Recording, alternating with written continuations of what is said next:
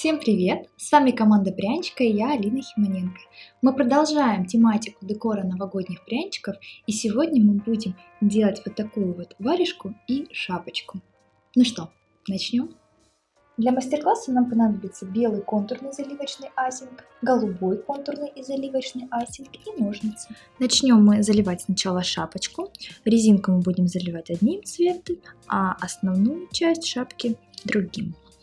Голубым контурным айсингом обрисовываем резинку. Белым контурным айсингом обрисовываем оставшуюся часть.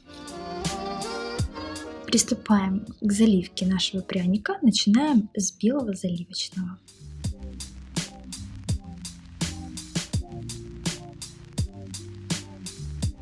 Если у вас заливочный айсинг достаточно жидкий, то я рекомендую подождать немножко времени, прежде чем заливать нижнюю часть шапки.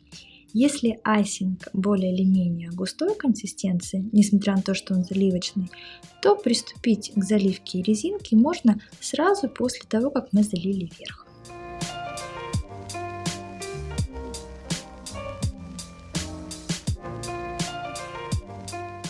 Обратите внимание, я начала заливать сначала нижнюю часть резинки, а только потом буду заливать верхнюю, там где она граничит с белым, чтобы немножко потянуть время и наверняка голубая заливка не перелилась в белую.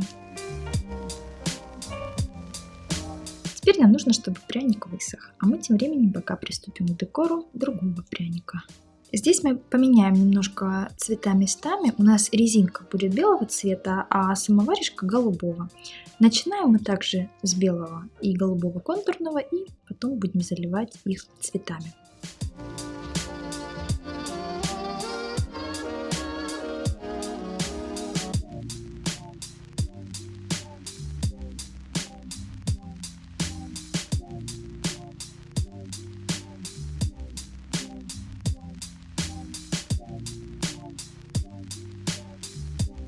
Все, наши прянички залиты.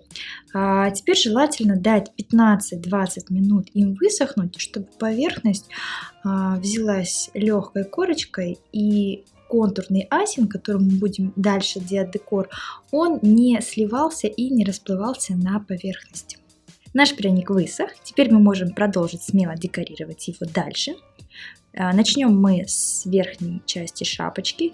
Ее мы будем декорировать белым контурным и заливочным айсингом.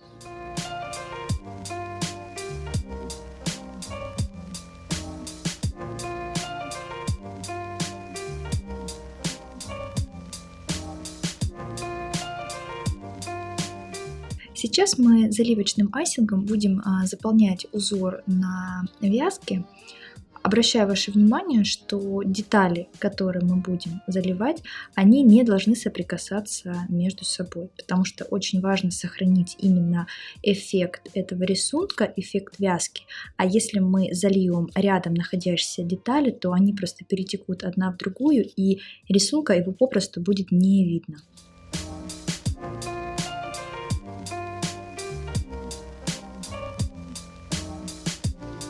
Пока детальки сохнут, мы можем приступить к декору бомбона и к резинке шапочки.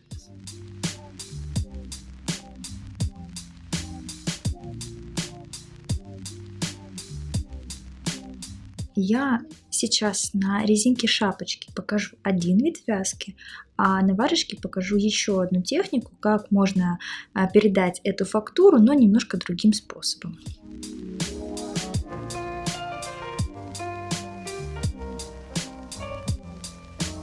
Заливаем заливочным айсингом полосочки, но используя поочередность, то есть через одну.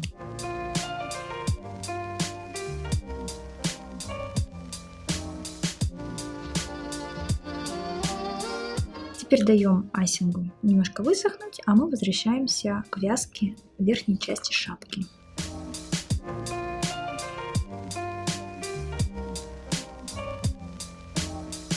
Продолжаем декорировать шапочку уже контурным густым айсингом.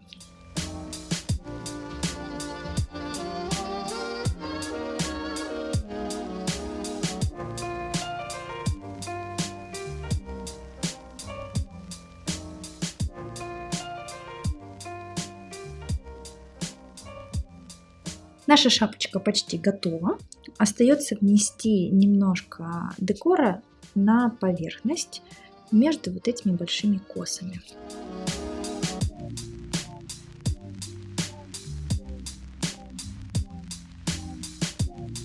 Теперь мы аккуратненько шапочку убираем и приступаем к перчатке. На варежке мы будем делать похожий узор, только немножечко отличающийся. Косичка у нас будет идти по центру варежки одна, и она будет немножко шире, чем была на шапочке.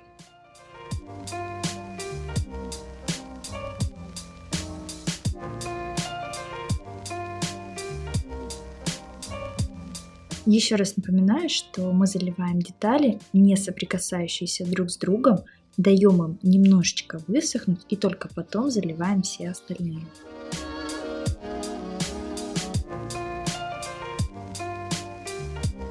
Теперь, как и обещала, я покажу второй вариант техники вязка на резинке нашей варежки. Для этого нам понадобится белый контурный.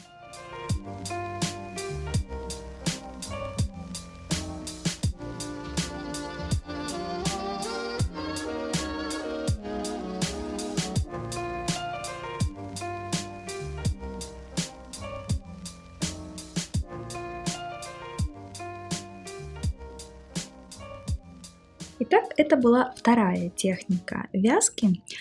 Друзья, напишите, пожалуйста, в комментариях, какая вам из них больше нравится. Или если вы еще не пробовали ни ту, ни другую, или пробовали только одну, обязательно попробуйте и напишите свое мнение. Очень важно.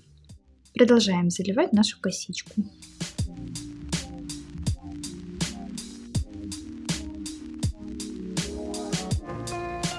Нам остается только внести немножко декора на саму перчатку, потому что сама косичка, если ее оставить в таком виде, она достаточно грубо смотрится. К крупному элементу хочется добавить более мелкие и тоненькие элементы.